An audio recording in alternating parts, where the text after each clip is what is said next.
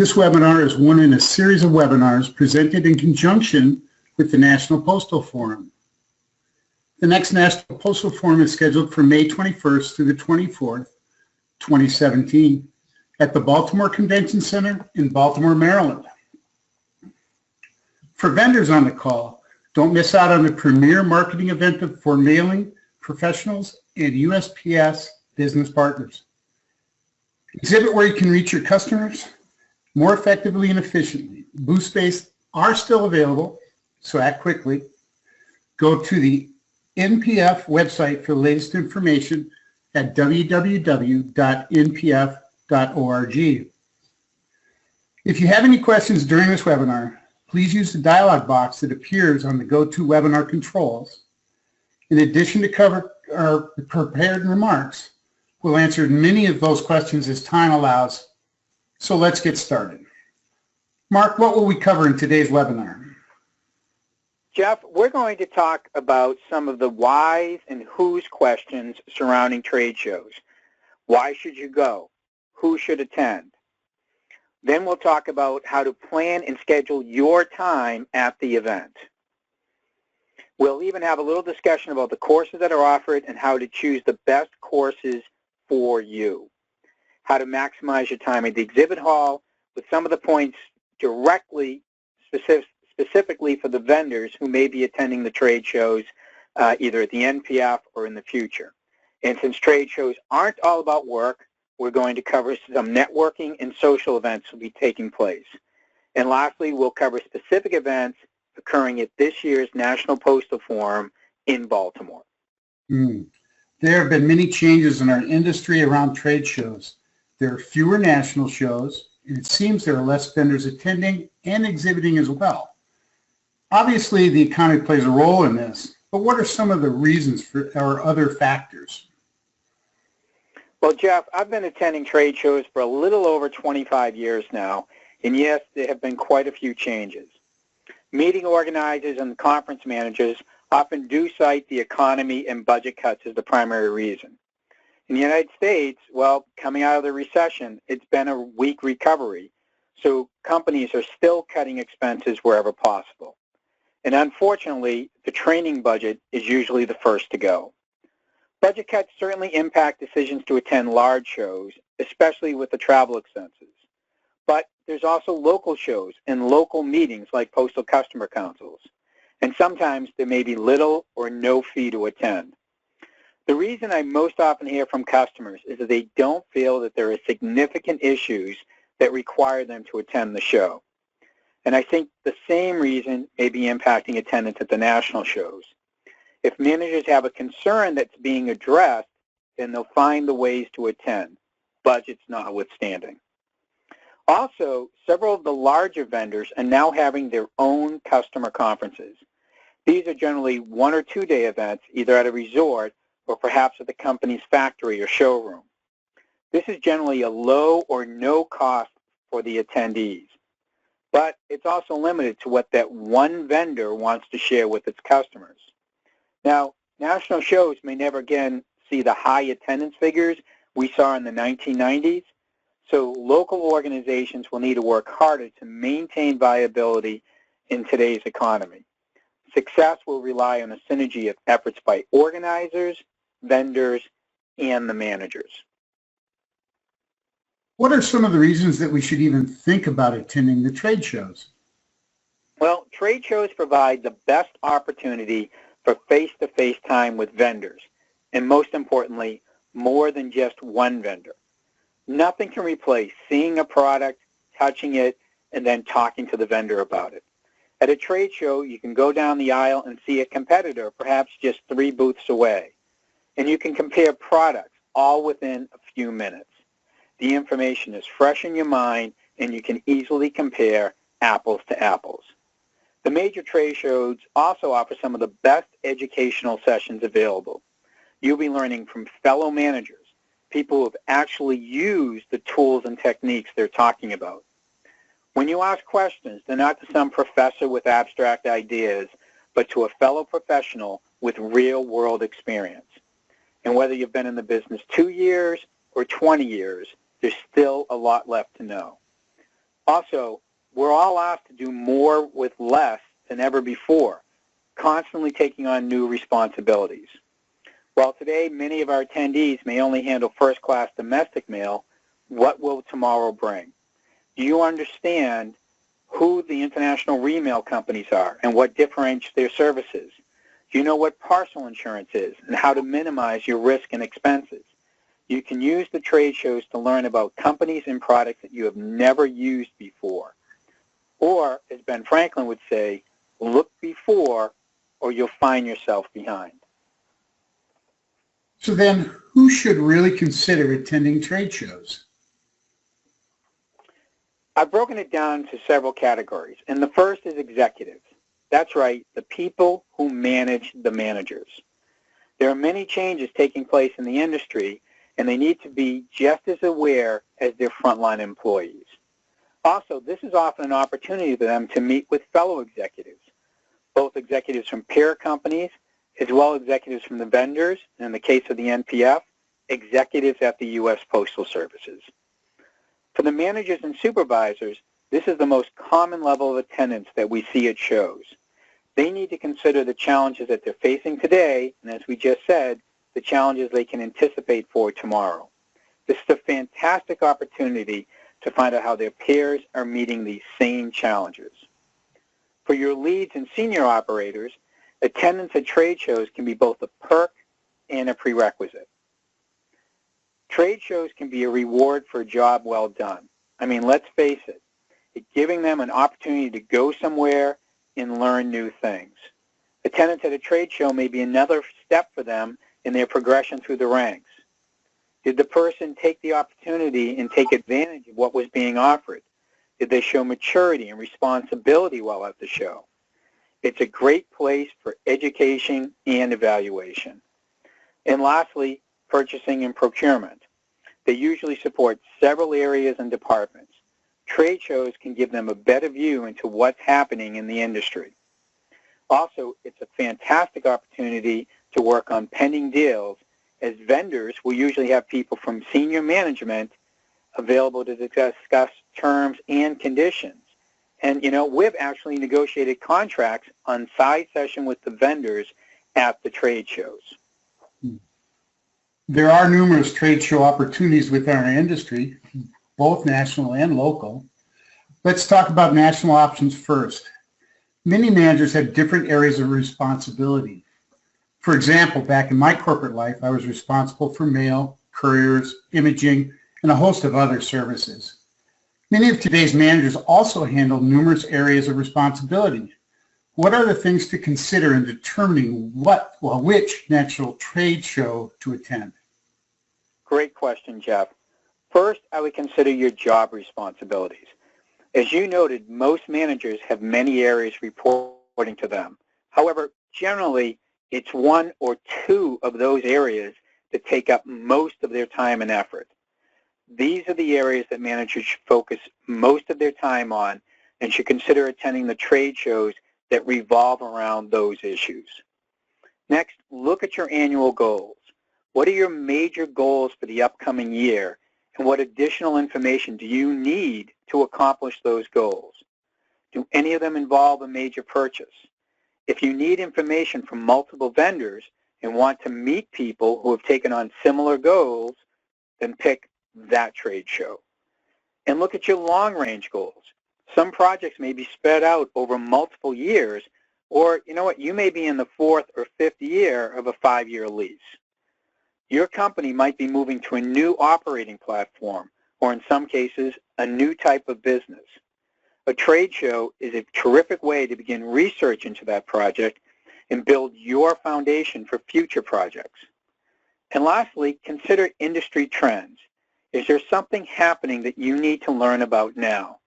For example, the Postal Regulatory Commission, the PRC, is currently reviewing the rate-making process. The U.S. Postal Service has continued to struggle on the obligations of the Postal Reform Act of 2006.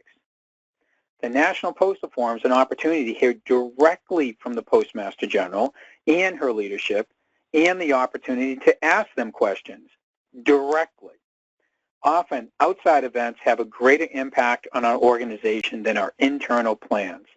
Trade shows are a wonderful place to learn about the most current events.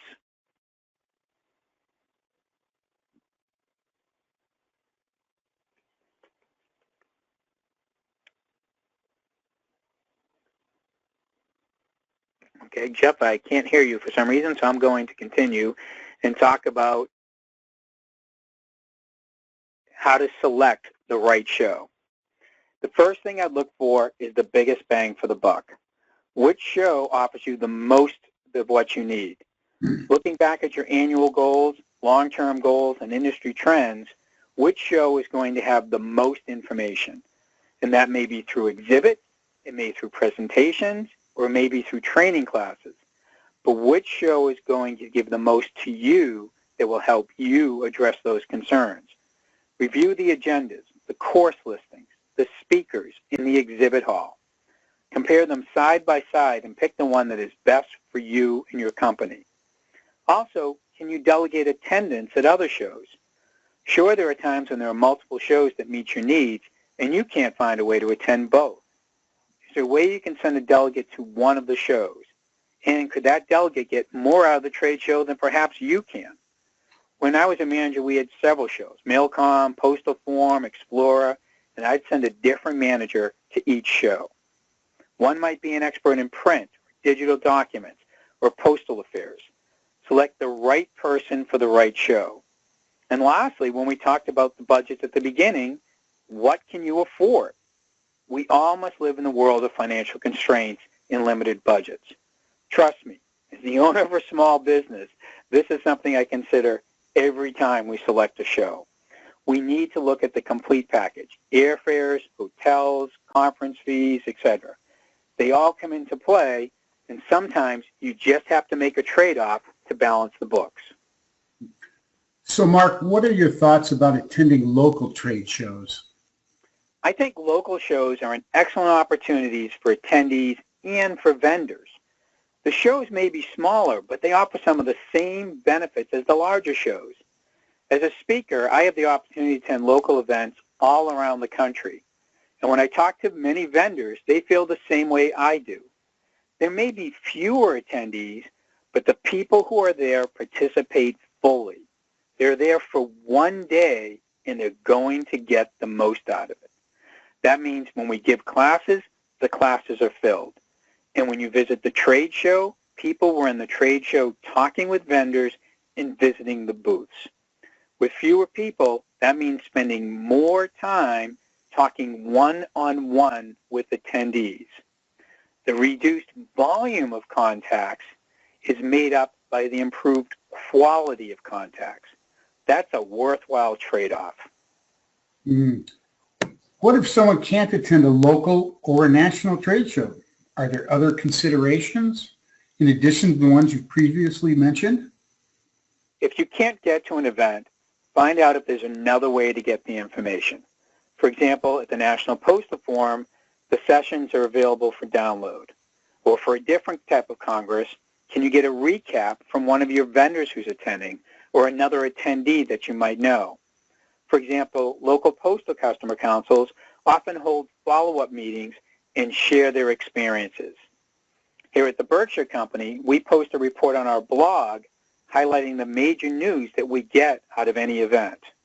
And of course, don't forget social media opportunities to find out what happened. You can participate in discussions on LinkedIn and Facebook. These discussions often take place before a show, during the show, and after the show. So that means you can participate wherever you are, whenever it's available. We've established the reasons to attend trade shows. Let's move on to the actual attendance.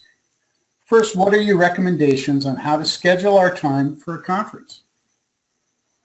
Well, I want to make sure I give due credit from where this formula that you see on screen comes from. Paul Belbastro, who's been my mentor and my friend for, no, not just years, decades now, has a time management technique that's great for getting the most out of a conference. He calls it the 30-30-30-10 rule. Paul says you spend the first 30% of your time attending classes, Remember that you're at the conference to acquire and bring back information. The course is offered an opportunity to directly receive the information. Next, spend 30% of your time in the exhibit hall. You need to learn what the vendors are offering. And just as importantly, you need to know what they'll be offering in the near future. You should spend 30% of your time networking. Who are the other attendees? What can you learn from them? How can you help them? We're going to talk about this in a bit. Networking isn't just about getting. It's also about giving assistance to our peers. And lastly, take at least 10% of your time to enjoy the host city. When's the next time you're going to be able to visit Baltimore or wherever the conference is being held? I always arrive at least a day early before the conference starts so I can take a few moments with friends and enjoy the area. And you know me, that includes a lot of great restaurants. Yes. Most national conferences are very large and have numerous course offerings. In addition to the trade show exhibit hall, how do you select the courses to attend? So first, what's the information that's needed? What do you need? Look for the courses that have that information. Early on, we talked about projects that you might have going on or goals that you need to have addressed. Look at the courses and find out, is there something about an updated technology that you need to cover? For example, there might be a class about how to integrate social media in advertising mail, or it may be a class about the new regulations impacting you, your company, or your industry. Or it could be industry trends like changing in sourcing agreements.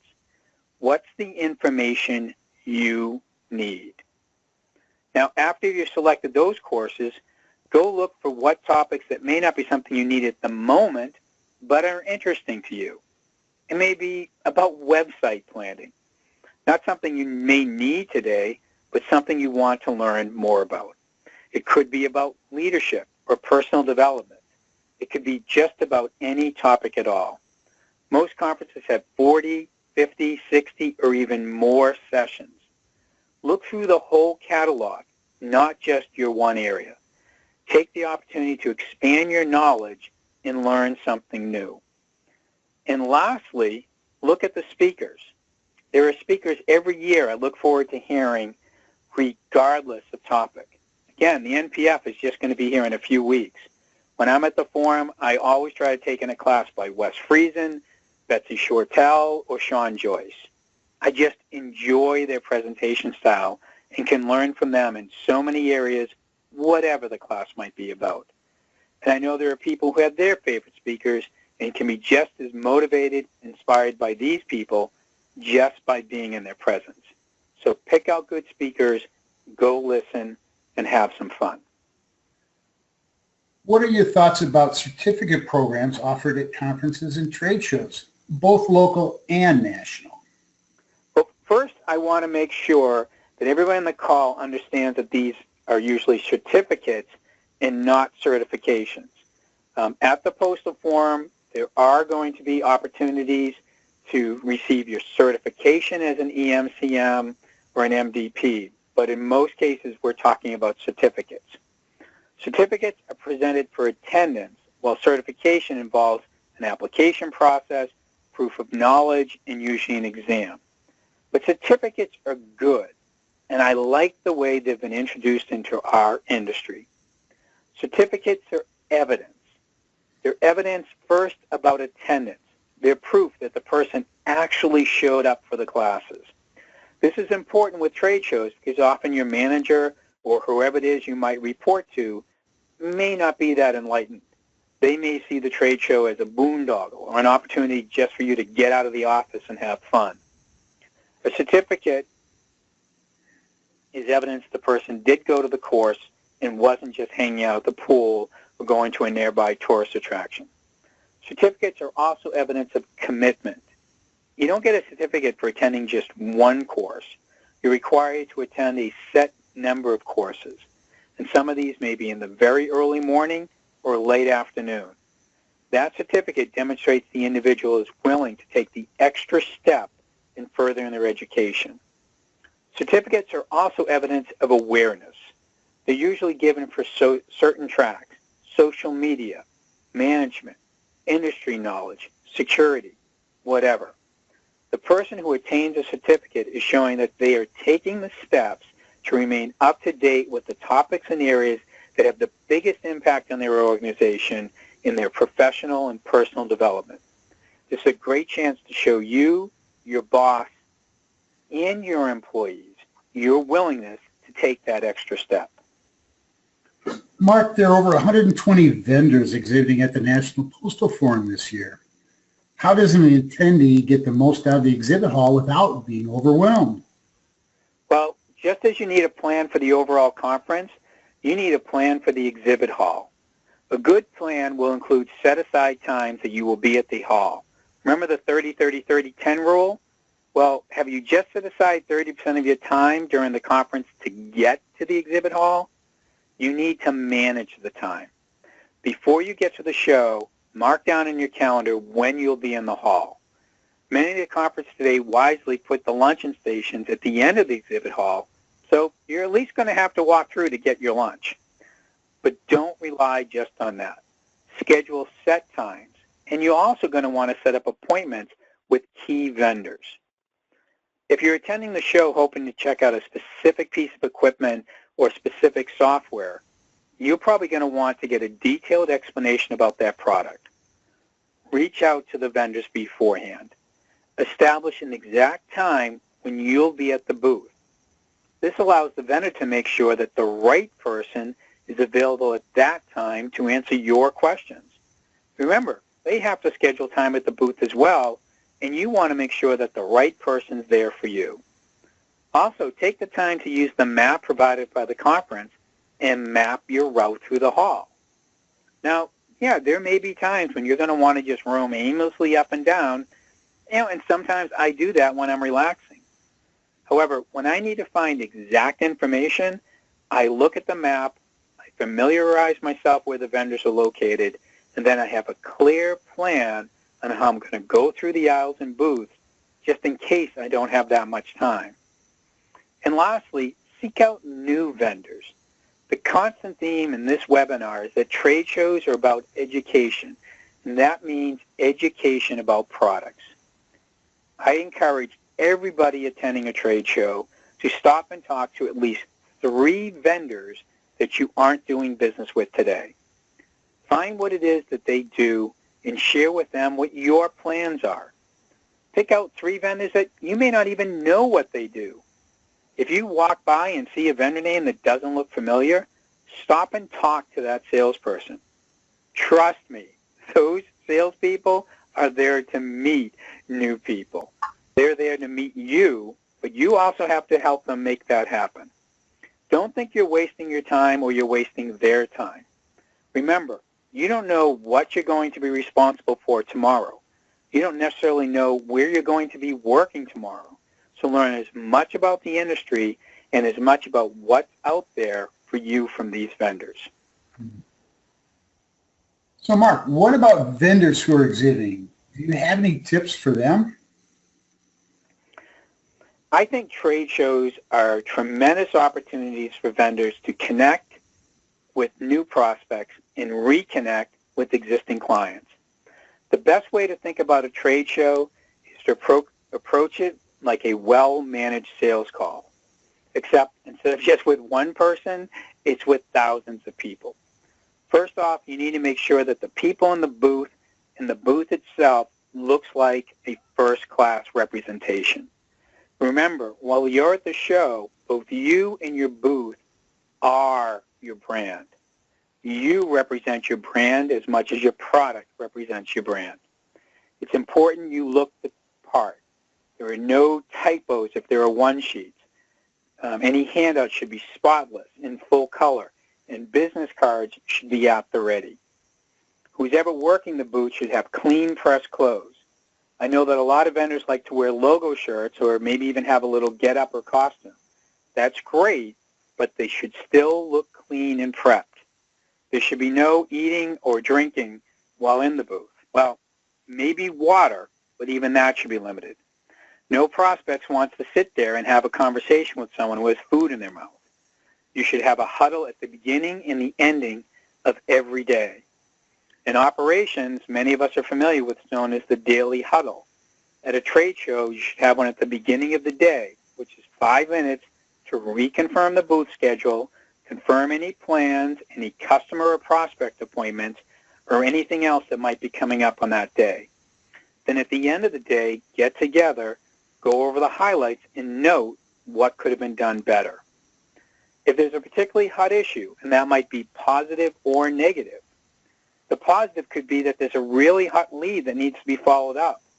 Or negative, maybe there was an unpleasant experience, and then that person needs to be followed up with.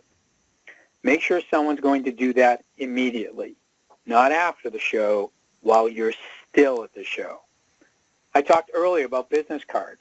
You want to make sure you give and get business cards.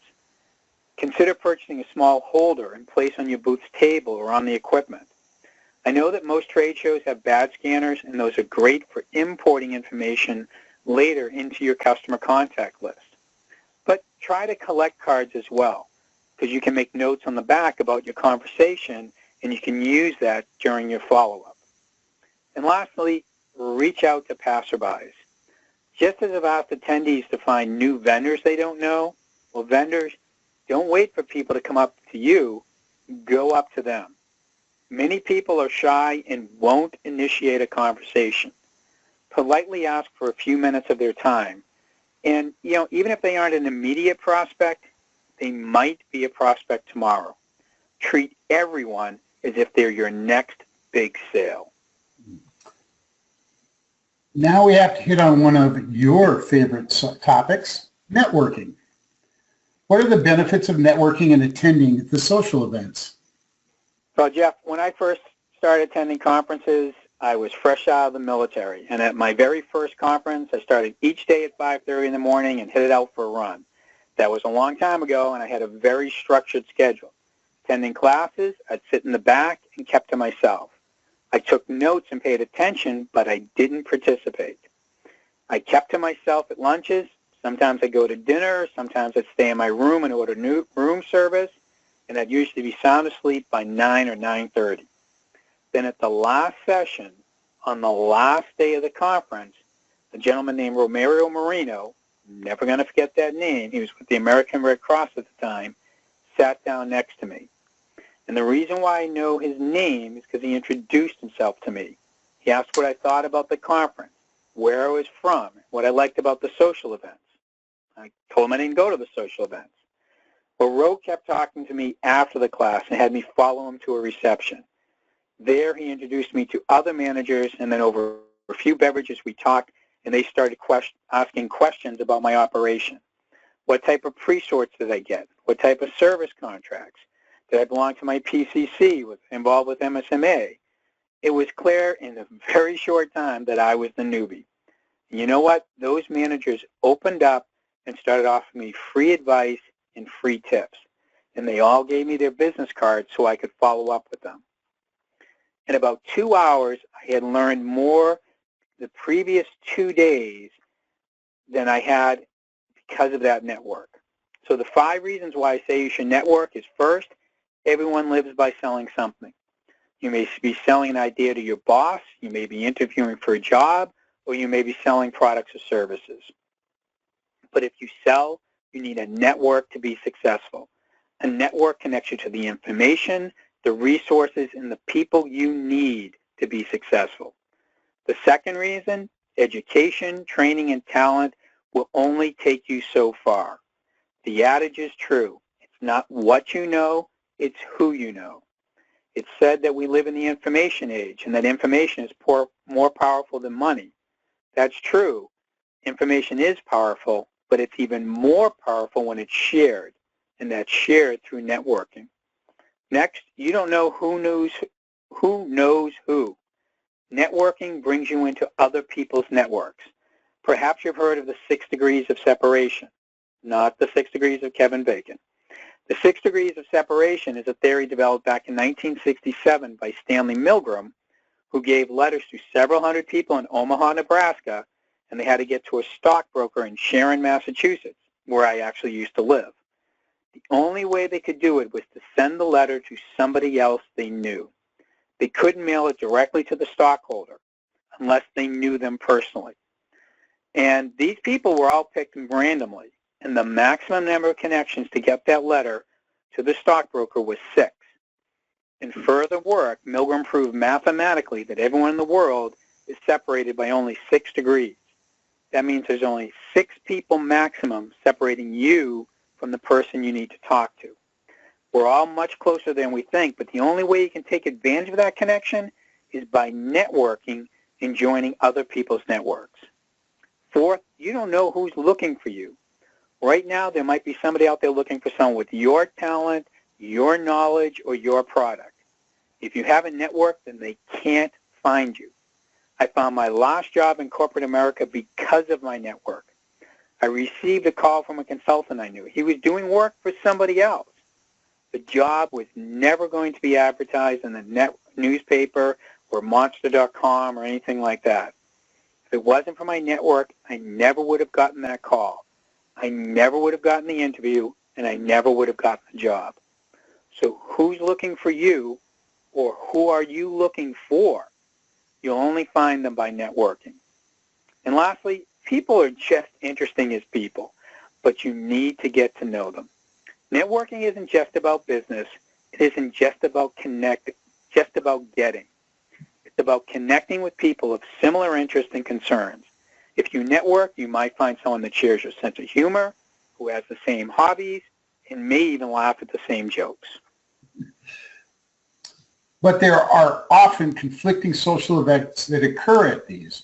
How do you balance that?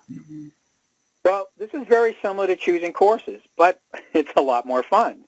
First, look at your overall schedule and figure out which events fit in best with your schedule. You have classes, exhibit hall, etc. Look at the big picture. Now look at what social events have the best networking opportunities. Not just the most number of people, but the right people who are going to be there. Could an event allow you to spend time with someone you wanted a chance to talk to for years? Is there a chance to meet people you don't know, to meet those new people and expand your network? You also have to consider your social duties. We all have responsibilities we must fulfill. It may be as a client, a vendor, or an industry executive, whatever. Sometimes you have to attend an event because it's your duty to do so. Also, which events are unique? Is one of the events taking place at a location you've always wanted to visit? For example, a few years ago at a forum in D.C., I was invited to attend a private event at the National Postal Museum. Now, for a male geek like me, that's unique and exciting. Of course I chose to go to that event. And then lastly, what event will be the most fun? Yes, this is about business, and it may be the last thing you should consider, but you know what? I still consider it. We only have a certain number of hours in the day and in the evening, so we might as well enjoy some of them. Agreed. So what are some tips to help us be better at networking? When you're at these events, remember that people like to meet upbeat people. If you display an attitude of confidence and resolve, people will be drawn to that. Watch what happens in any room.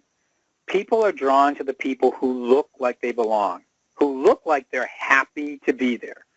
You don't go up to people who have what I call the Eeyore syndrome. Remember Eeyore, the gray monkey, gray donkey from the Winnie the Pooh stories?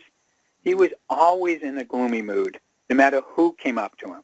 No matter what their mood was, his response was, oh, well. That's not who people want to hang out with. You want to be around people who are upbeat and confident, people who know what they want. And remember, I'm talking about confidence and resolve, not egotism and being overbearing. When you're talking to people, look them in the eye when you're talking to them, and most importantly, when they're talking to you. Don't be looking around for someone else to talk to. Don't be checking out the line at the hors d'oeuvres table. Pay attention to the person that you're with.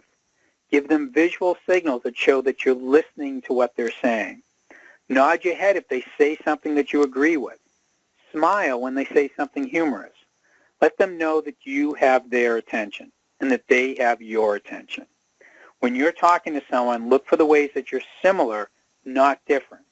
For example, everybody has something in common in mail. We all work in mail. Make sure you talk to those people and acknowledge that you relate to what they're talking about. If they mention the Eeyore story, let them know you love Pooh and ask them who their favorite character is. Remember, you want to make sure you talk with them about what's similar, not different. Years ago, I met Rod Waltz of Waltz Mailing Solutions. Rod invented one of the first automated certified mailers and is a speaker at many events. Rod told me that to be remembered, be interested, not interesting. Don't try to impress people with stories of your own achievements. Don't try and show how smart you are or how interesting you are. Let the other person have the spotlight. Show an interest in what they're talking about. Be the audience for a while. And your mother was right. Politeness counts. Show respect to the person you're talking to. If you don't know them, sir and ma'am are still appropriate. Don't use off-color language or tell risque jokes when you're meeting people. And never put anyone else down, any person, race, religion, nationality. You don't know the history or the background of the person you're talking to. You don't know who you might offend. This isn't political correctness. It's politeness. Be a gentleman or be a lady. And remember that meeting people is only the first step in networking. It's the seed you plant and must cultivate the seed in your garden for your network to grow. You must follow up. You can follow up with emails, with letters, or maybe, oh my gosh, a handwritten letter after meeting someone. If you haven't followed up, you aren't networking. Mark, not everyone has business cards to hand out. What do you recommend for those that don't have them? Well, everyone should have business cards. If your company doesn't provide them for you, you need to get your own. You need to make it personal because having company information on a non-approved card could get you in a little bit of trouble. So the first step, get a personal email address. This could be through your internet provider or a cloud service like Hotmail or Gmail. But get your personal email address. Next, design a card. It can be very simple. Your name, your address, and your email address. That's all you need. You don't even have to give out your phone number. There are templates online and built in for most word processing programs. You can print or order these cards. At most office supply stores, they sell blank business cards that can be fed through inkjet printers, laserjet printers, whatever it is you own. The most common supplier I think most people would know is Avery. They have clean-cut cards, not perforated. So for a minimal investment, you can have cards printed for you at a local printer or at an online vendor. Just remember to bring extra cards. You may have to pack them up at the end of the trip, but it's better to have too many than to run out. And every time you leave your room, whether it's the exhibit hall, the classes, or the social events, make sure you have some business cards with you. One of the things I did frequently, and I know many of our clients do, is to write a summary report after attending a conference and to share it with managers, peers, and employees. What types of things do you suggest be included in a summary report? Jeff, a report is an excellent way to share information with your management and your employees. And a good report will have several different sections. First, you should include major industry announcements. This might be from a keynote speech, like the Postmaster General's opening keynote, or it could just be from buzz you're hearing on the floor. Summarize those announcements and what you think they meant and what's your take on the issue. Look at vendor announcements. Did a vendor showcase something new and innovative? Not just a new make or model, but something that could have a real impact on you and your company. Bring that out in the report. Is there some significant information from a class? What sessions did you attend and what did you learn? You only need to have a sentence or two per class. If there are major speakers in addition, say like a luncheon keynote, highlight those too. And if you should learn anything that will save your company money, take specific note to point that out. Then lastly, give your overall assessment. End your report with what you thought about the show in general. Did you get the value that you expected? Would you attend that same show the next time it's offered? Or do you think that there are other people who should attend the show? So as I mentioned earlier, one of the things we do is draft a report for our customers and post it on our blog. We've included our URL in the slide for last year's NPF. We'll be sending out a PDF of the slides immediately after this for download. And the link should work. If it doesn't, just copy and paste into your browser. It's a web page view. You don't have to download anything. But it shows the kind of setup we're talking about for reports. Mark, we've talked about why to attend, how to select courses, and to schedule our time, and about networking. But what are the types of things we should be doing to make sure we capitalize on what we've learned? Hold on. Sorry, Jeff, I went on the wrong slide here. Yeah. So to get the most doesn't stop when the show is over. In fact, you really get the most out of a show when you get back to your office and you draft that report. We've talked about what you should include in it, but that report just demonstrates that the show is about business and it's a worthwhile investment. Share the course handouts. Meet with your peers and your employees and go over the handouts. This could be part of your regular training program, so you could take one of those courses and adapt it. Or you could have a special training event where you go over the trade show. You want to make sure you develop a plan to implement what you've learned. What are the major points from the classes you attended, and what did you learn? How can you implement it? And you're going to need an action plan. And remember to follow up with the people you met. Remember we said earlier you need to network, and it's not just collecting cards, it's connecting with people. Follow up with vendors, follow up with your fellow attendees, and follow up with the executives that you met. Drop them an email or write them a letter. Mark, what about people who are attending a conference for the first time? Any pointers? Now we have the right slide. This is a very important question. Earlier I talked about my first conference experience. I was lucky. I met Ro Marino. But we can't rely on luck, so here's a few ideas. It's important to plan your time, especially the classes. Take time before the conference to select the courses that provide the most value for you. Plan which vendors you need to meet. Don't forget to leave some open time, whether it's for rest or to take advantage, like a happy accident, like meeting a new friend or learning about an exciting new product on display. When in classes, look for veteran conference goers. Often they'll have ribbons on their badges designating their leadership roles in an organization. Introduce yourself. Ask them what they think about the show. Consider sharing your schedule and asking for advice. Conversely, look for fellow first-timers. At the NPF, there's usually a sticker or a ribbon for first-time attendees. They're probably experiencing many of the same concerns that you are. Why not face the conference together? In the exhibit hall, talk to the vendors. And here I'm talking about beyond products and services. Ask if they've been to the show before, and is there anything they recommend you not miss? Or ask them about the city and nearby restaurants. Remember, you have to eat. That's important too. Lastly, talk to the speakers presenting at the show, especially if you enjoyed their class. You can start the conversation with a comment or a question about their class. From there, you can ask them about the show and ask them about other speakers that you should attend. Speakers love to talk to people. That's why we're speakers. Yeah. Mark, as you mentioned earlier, the National Postal Forum is just a few weeks away. Can you cover some of the major activities taking place? Sure. As you know, we're helping kick off the NPF a day early with the Habitat for Humanity build. There are still some spots open if you'd like to join the crew working on a project with the Habitat for Humanity of the Chesapeake.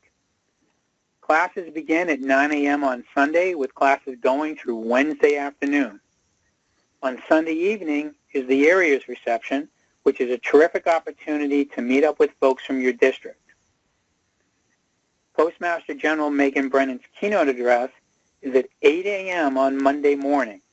This is really important and you should not miss this. There's always something important that she shares. The exhibit hall opens up immediately after the address with dedicated time to meet with the vendors. There are events every evening. Monday evening is the PCC reception, Tuesday is the exhibitors reception, and Wednesday night is the closing event at the Baltimore Ravens Stadium. So these are lots of opportunity to network. Here's a list of the classes I'll be presenting this year. If you're a first-timer, I recommend attending the orientation program on Sunday, period 4. I'll be co-presenting that with Sean Joyce. It will be fun and informative. And on the bottom, as you can see, while this isn't an official event, if you like to run, I've mapped out a 5K, which is a 3.1-mile route along the harbor. I've gone down, ran it, very safe, and we only have to cross 3 streets. So several of us will be meeting up in front of the Hilton at 5:45 each morning. This isn't a race, just a nice, easy pace to start the day. Mark, you've covered a lot of information with us today, and I want to thank you for taking the time to walk us through how to get the most out of trade shows. Before we go any farther, I'd like to check some questions here, and I do have a comment. Somebody said, great tip on your networking. Also keep your cell phone in your pocket. No calls or texts while you are meeting someone for the first time, or really anyone in the conversation. That is a great point. It is. Before we go any farther, do you have any closing comments? Well, yeah, just a couple. These are what I would call some final tips. As I said at the beginning, I've attended trade shows for a little over 25 years, and I've been speaking at the national and local shows for just as long. And events may have changed, and change is good. And trade shows are an important part of any professional's personal development plan. And here's a brief list of tips for attendees, including to the one our attendee just offered about cell phones. I've said this several times throughout this call, but have a plan. We've talked about different plans during this webinar. To get the most, you must prepare and prepare to execute that plan for your time at the show. But also be flexible. And I know that sounds contradictory, but you might meet somebody new or find something on the schedule after you get to the show. Be prepared to adjust what you plan to do and still get the most out of this new opportunity. You know, the next tip may sound like common sense, but I often find it's not when I get to the show. Wear comfortable shoes. You'll be walking a lot, and you make sure you have the right shoes on your feet, and that's true for men and women. Also, another tip, unless you have an urgent online meeting, leave your laptop in the room. You don't want to be lugging that around from session to session or booth to booth in the exhibit hall. Next, watch your health. You're staying at hotels, you're going to dinners, there's a lot of different events. Make sure that you get enough sleep, you drink enough water, and at least once a day have some healthy food. It's a trade show and there's a lot of work, and you should enjoy yourself with moderation. There's a lot of social events, and in many of those events, alcohol is served. Make sure that you're moderate in your consumption. Also, watch out for the people around you and make sure they're taken care of as well. Have a good time and watch out for each other. A trade show is an excellent opportunity to expand your knowledge and expand your network. And I hope your next trade show is your best. Thanks. Thanks again, Mark. I would also like to thank our listeners. If you have any additional information, please visit our website at berkshire-company.com. And we look forward to seeing everyone at the National Postal Forum in Baltimore, May 21st through the 24th. Until then, goodbye.